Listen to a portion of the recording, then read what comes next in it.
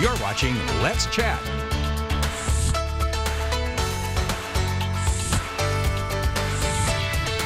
Hearing loss and all sorts of treatments especially impact all of us and maybe even later in life. But today we get to learn about the impacts of those, what can cause it, and also more about tinnitus in general. We have Ahlberg Audiology and Hearing Aid Services, Dr. Tiffany Ahlberg, here to tell us all about this in greater detail. Thank you for making the time to be here, Thank Tiffany. you for having me, Amelia. So tell me a little bit about, if we just want to start off on, what are some signs of hearing loss? So I think we have probably all had a friend or family member that says, huh, what? They have the TV very loud. When they get into background noise, they're not able to hear or understand.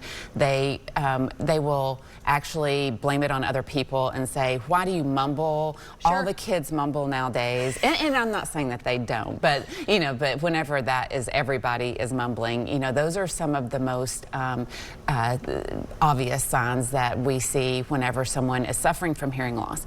And one of the things that I will find is that people will be in complete denial and they will say, I don't have a hearing loss. I hear everything. I just don't understand. I just don't comprehend. And that's because hearing loss a lot of times is not an absolute loss of hearing, but it's more of a filter. Like, so people, it sounds like people are talking through a filter, much like what we experienced when people were wearing masks during COVID and everybody was talking and they had their hand.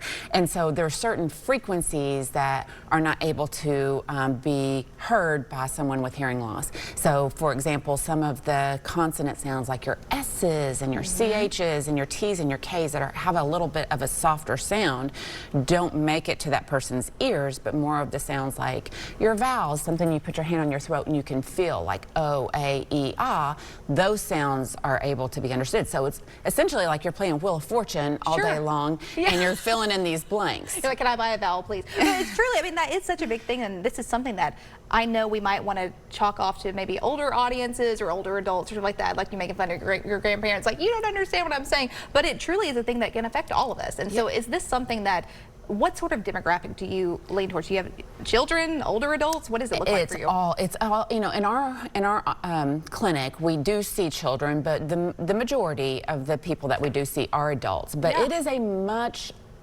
lower age than than people would realize. So we do recommend that everyone have at least a baseline hearing test by the time they're 50. And even if someone chooses not to do anything about it at that particular time, at least you have a baseline. At least you know if something's starting. You know what to look out for. You know how to protect yourself for the future. And I know that there's a great number of us probably too. I mean, even small things like going to concerts and listening to things that are a little too loud, or even the headphones, AirPods, those things that are in your ear, and turning up the volume.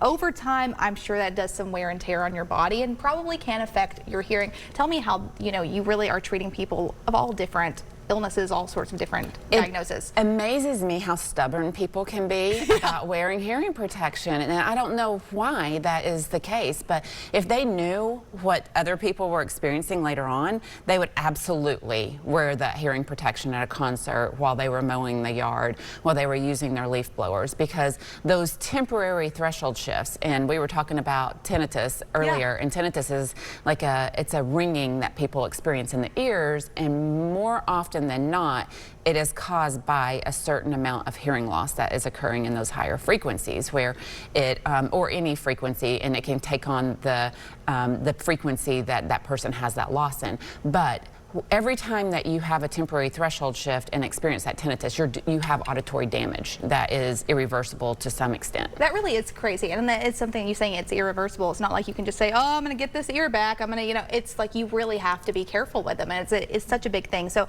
as we're wrapping things up, tell me how any other things you wanted to share about how loud, you know, does something have to be for us to get hearing loss, or any of those other things you wanted to share? So 85 dB is that magic number that after 85, it can start start causing issues with hearing. So, and you can download just a free sound level meter if you are curious. How loud is church? How loud is this concert? How loud is that lawnmower? So you have a number of different things, and you can download this free sound level meter and kind of gauge how loud something is. But the number is like you can be around 85 dB for 8 hours, 90 dB for 4 hours, 95 dB for 2 hours. Wow. Kind of scenario. That truly is crazy. Well, Dr. Tiffany Ahlberg, thank you for making the time to be here. Tell me again how we can get in touch with you if people want to book an appointment or just get more informed. So we have an office in Cleveland, Tennessee and Athens, Tennessee. Our phone number in Cleveland is 423-641-0956. 641-0956. I had the cheat sheet right here, and I didn't even look at it. That is perfect. 423-641-0956. You can also find them on social media, Facebook, Ahlberg Audiology, and Hearing Aid Services, and that website there on the screen. They would love to help you out. For more information, go visit them online. We're in for a short break here on Let's Chat. We'll be right back after this.